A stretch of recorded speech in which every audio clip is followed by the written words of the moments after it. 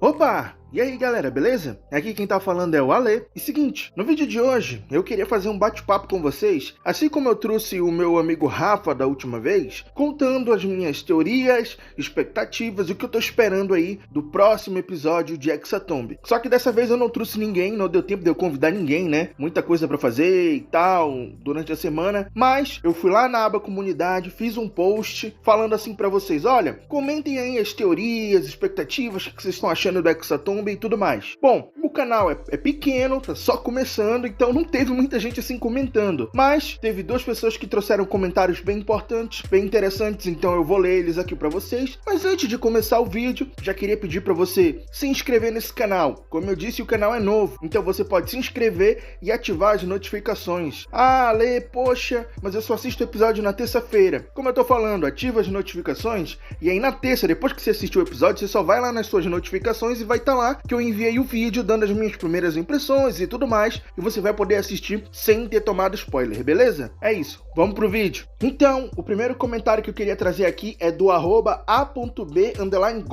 que ele fala o seguinte: eu tô 100% apostando minhas fichas que o diabo entrou no Kian e tô com medo disso. Eu sei que é meio improvável, mas seria foda. Imagina se ele tentasse criar uma equipe de novo, assim, e a porra do Jor-El e da Clarissa estão nela. Cara, não vou dizer que é 100% viajado, porque pra mim, em teoria, a graça é essa, é você viajar, você pegar a informação daqui, informação dali. Claro, quanto mais embasado você tiver, mais credibilidade você passa, mas sei lá, cara, às vezes você fala uma coisa aqui, depois você vê que pode dar certo, sei lá, tem espaço pra isso, então não vou dizer que tu tá 100% viajado. Mas parando pra pensar, olha, eu não sei se teria uma referência direta ao Kian, mas não acho isso impossível, tá ligado? Eu acho bem provável. O Jor-El, muita gente já tá descartando ele, a aparição dele, até porque o Matt tá lá no tabletop e tudo mais, só que assim, não seria a primeira vez que alguém da produção vem pra interpretar um personagem no meio da sessão, tá ligado? Isso já aconteceu lá em Calamidade, né? Então, não seria impossível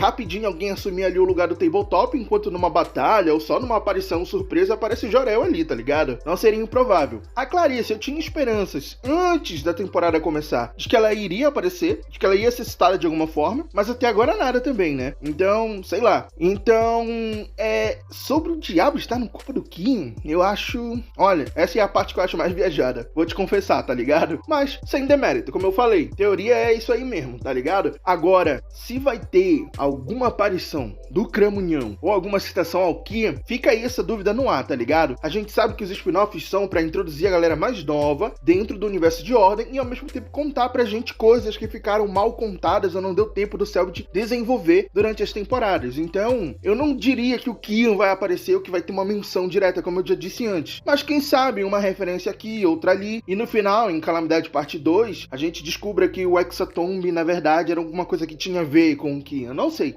Não sei te dizer. Não sei qual a finalidade.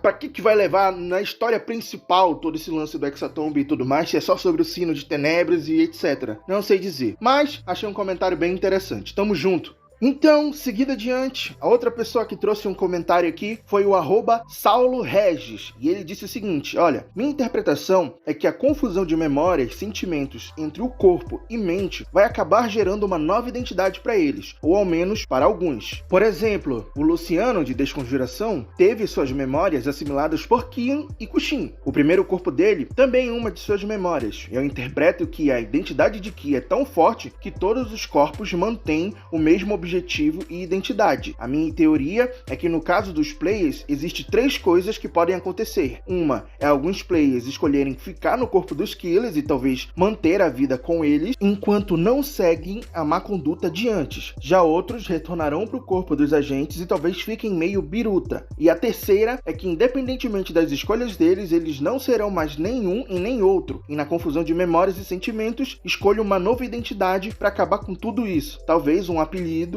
tipo Kaiser. E aí ele termina aqui, né, complementando, dizendo que talvez tenha viajado um pouco. Mas eu não acho, cara, como eu disse, teoria é isso aí mesmo, tá ligado? Então, vamos lá, você falou muita coisa, então vamos aos poucos, vamos destrinchar isso, né? Você acha que vai ter essa confusão de memórias, né? Elas vão se colidir e vão ficar pra sempre. Olha, eu não acho isso impossível, dependendo de como o ritual foi feito e como ele vai se concretizar no final de tudo, né? Se eles vão voltar pros corpos ou não, se isso vai afetar eles ou não, com certeza vai afetar, tá ligado? O paranormal tá aí pra afetar mesmo. Mas eu acho que tem uma questão ali do que fica com cada um, tá ligado? A Agatha revela um pouco pra gente que os sentimentos, ou melhor, que as memórias e tal, e certas coisas do Gabriel ainda tá nela, né? Ela acaba revelando isso assim um pouco pra gente. E a gente vê isso acontecendo com esses personagens, né? Os agentes da Ordem sentem um pouco do impacto ali da mente dos killers, dentro deles e tudo mais. Então eu acho que vai ter sim essa mistura. Sobre se isso vai afetar eles e aí eles vão escolher ficar dentro dos corpos, é interessante, tá ligado? Eu não sei se isso aconteceria, mas é muito interessante, é um bom ponto a se pensar, tá ligado? Outra coisa que tu falou foi que talvez eles adotem uma nova identidade a partir daí. Também acho interessante, eu acho que, como a gente não tem mais medidor de sanidade, o Cellbit poderia fazer alguma coisa tipo mesclando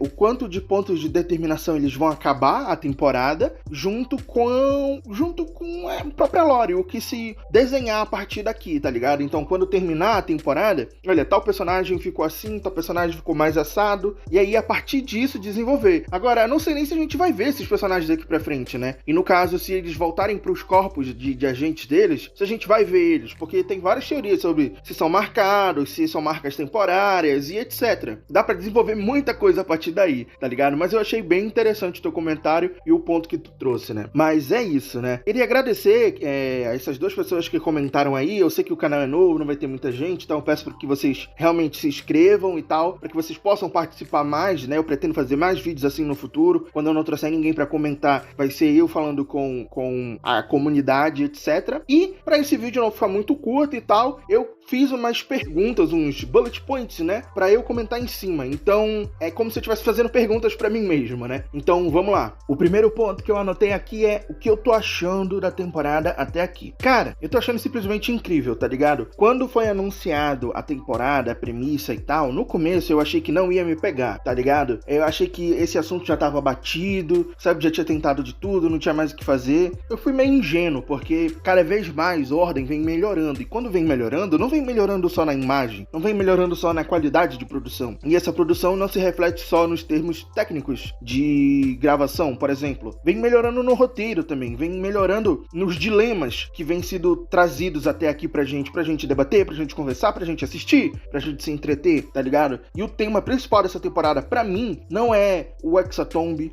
não é os sacrifícios, não é ser sangue, né? Ser sangue contribui, tudo isso contribui e pra mim tá muito interessante. Pra mim, o ponto principal dessa temporada é a dualidade de ser uma pessoa, a dualidade de definir o que é você, o que é ser você, tá ligado? Quando você tem, né, na premissa da temporada, uma troca de corpo, ou melhor, colocar uma mente de uma pessoa dentro do corpo de outra, porque pra mim, repito, né, pela 50ª vez aqui nesse canal, que eu acho que são duas mentes habitando o mesmo corpo. Então, aonde começa você? E se você não lembra de você, o que é você? E a partir do momento que você lembra, onde começa você e onde começa o outro dentro desse mesmo corpo, tá ligado? Como disse, isso não é um tema novo dentro do Ordem, mas é a primeira vez que a gente tá explorando isso de uma forma mais abrangente, ou melhor, de uma forma mais profunda, tá ligado? E pra mim tá sendo super interessante, né? Por mais que alguém vai dizer assim, olha, mas na verdade isso meio que tá em segundo plano, não? A gente vê mais os personagens agindo no dia a dia e resolvendo o Hexatomb e tudo mais do que isso. Isso são as migalhas que são trazidas. Tá certo em apontar isso, mas pra mim essa é a parte mais interessante, tá ligado? Então, não é que eu descarte o resto. Muito pelo contrário. Pô, eu tô amando, cara. Eu queria que fosse 10 horas de RPG. Mas esses pontos pra mim estão sendo os mais interessantes. Então, toda vez que eu venho aqui discutir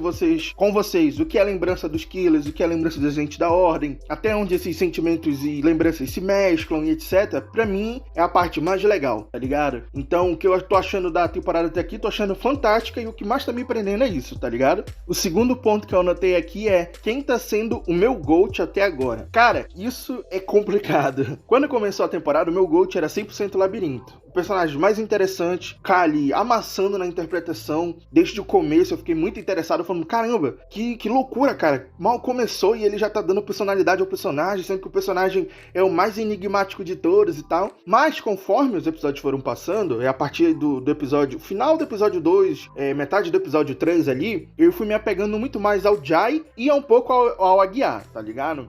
O Aguiar é o que eu menos tava interessado, o Jai é o que eu tava mais interessado depois do Labirinto, né? E tava cara, querendo descobrir ali mais aquele personagem e tal. Tava bem interessante, e sempre que ele se colocava numa posição de liderança ao lado do labirinto, eu achava legal, tá ligado? Pra mim, isso talvez ainda vá ter algum momento um embate de quem é o líder de verdade, tá ligado? Não que não possa existir dois, mas parece que tem uma tensãozinha ali, pelo menos na minha interpretação, porque o Jai se impõe muito, tá ligado? E eu acho isso legal, tá? Não é uma crítica, eu acho isso muito foda no personagem. Eu acho que forma uma dupla bem interessante, na verdade. Mas eu acho que vai ter ali em algum momento algum embate. E eu tô louco pra ver isso, tá ligado? Pra mim não importa se vai ter um ganhador ou não, só sei que eu tô achando isso bem interessante. Não tem como não falar do Aguiar depois desse último episódio, mas bem antes disso, eu fiz toda uma teoria do porquê que eu acho que tal personagem tá dentro da Aguiar e tal. Então ele já era bem interessante pra mim, porque ele era o personagem que tava entregando um pouco mais da lore dele e trazendo essa discussão do que se a Ordem machucou ele ou não e tal, se essa lembrança era dele ou não. Pra mim isso é super legal, super interessante, né? Falei disso aqui o vídeo todo.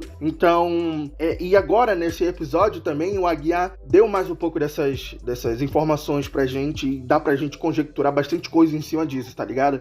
Talvez daqui pros próximos episódios eu pegando mais informação eu consiga fazer uma coisa muito elaborada, analisando mais o personagem em si, mais profundamente o personagem em si, mas, pô, bem interessante. Então eu diria que no momento, meu GOAT, eu vou colocar Jai, porque o Aguiar não era interessante pra mim, ele foi se tornando, então eu acho que ele ainda não assumiu o patamar que eu a considero GOAT. Eu vou deixar Jai, apesar de que Jai nesse último episódio foi um pouco mais abaixo, porque eles tiveram que ficar lá na base, né? Então tá ali uma mescla, tá uma briga boa, tá ligado? Com certeza o Labirinto caiu muito no meu conceito, não por culpa do personagem, mas porque os outros personagens pra mim brilharam mais, vamos dizer assim, tá ligado? Então por enquanto eu tô com esses personagens aqui, e por enquanto o meu GOAT é o Jai, beleza? A próxima pergunta que eu anotei aqui é: qual player tá interpretando melhor? Eu vou abranger isso e vou dizer qual player tá se saindo melhor, né? Porque só interpretar não é tudo, né? Às vezes as ideias e tal de um player vai muito além da interpretação. E eu vou dizer que no começo, de novo, tava sendo o Kali, tá ligado? E eu continuo achando ele um dos melhores, tá sendo muito foda e tal. Todos os outros têm alguma coisa que é interessante acompanhar, tá ligado? Quando o Bastei entrou também, porra, roubou a atenção, tá ligado? Mas eu quero me manter coerente, então eu vou dizer a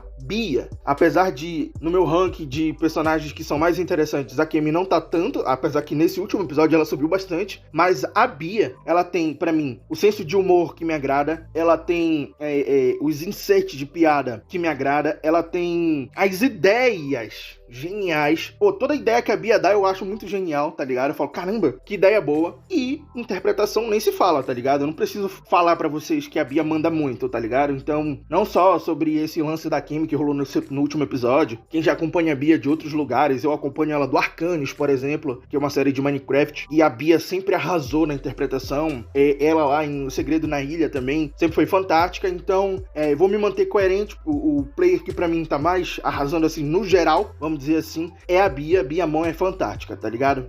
E por último, que eu deixei anotado aqui é o que eu acho que vai acontecer no próximo episódio. Bom, eu não sou mãe de nada, né? É difícil prever o que vai acontecer, mas se eu tivesse que dar um chute do que eu acho que vai desenrolar, eu acho que aquele lance do Dalmo, do Colosso ir atrás do Dalmo, não é à toa, tá ligado? Eu vi muita gente falando sobre, e eu também pensei nisso, que talvez o sacrifício do Giovanni já tenha morrido. Não sei se ele que matou, não sei se foi outra equipe que matou, mas eu acho que o sacrifício dele, o tal do Nando lá, chato pra cacete, já tenha ido de vala. E aí, o que o monstro tá indo fazer lá é um das intenções lá que o Sino, quando bate, dá pra eles. Então eu acho que ele tá indo motivado por isso. E o Sino apareceu lá porque vai dar essa motivação também pro Dalmo. Então eu acho que é isso que vai acontecer, tá ligado? Outra coisa que eu tava pensando também que vai acontecer, só que eu acho que não necessariamente nesse episódio, talvez a gente tenha só um gostinho ou acabe nesse episódio como um cliffhanger pro próximo, é os vampiros indo atrás dos mascarados, tá ligado? Que é a equipe dos killers que a gente tá acompanhando. Eu não acho que vai ser tipo X1 ou PVP, tá ligado? Né? Porque eles não são players, mas tipo assim, não vai ser um embate direto, mas eu acho que vai ser tipo um cliffhanger pra um Tower Defense, que é algo que o Celtic quer fazer há muitos anos dentro do universo de Ordem, e eu acho que agora vai ser meio que uma oportunidade boa pra isso, né? Não vai ser tipo um exército indo atacar a base, mas vão ser os vampiros, que a gente sabe que são os mais fortes, e eles tentando defender. E aí, durante esse próximo episódio, pode ser que eles tenham que proteger a base, né? Deixar ela mais fortificada pra isso, né? Pra ter esse Tower Defense aí, com os vampiros atacando e eles tentando defender a base, tá ligado? Eu acho que isso pode acontecer. Mas enfim, é isso. Até tinha mais coisas anotadas aqui, mas eu acho que tá bom. Esse foi um vídeo mais curtinho, igual o último que eu fiz e tal. Vou ver se nas próximas semanas eu trago mais pessoas para conversar. Vamos ver o que acaba acontecendo aí pra gente fazer esse tipo de vídeo que eu acho interessante de fazer. Muito obrigado se você assistiu até aqui. Deixa o seu like e comenta aí o que você acha, se você concorda, se você discorda e etc. E é isso, tamo junto. Até o próximo vídeo e falou!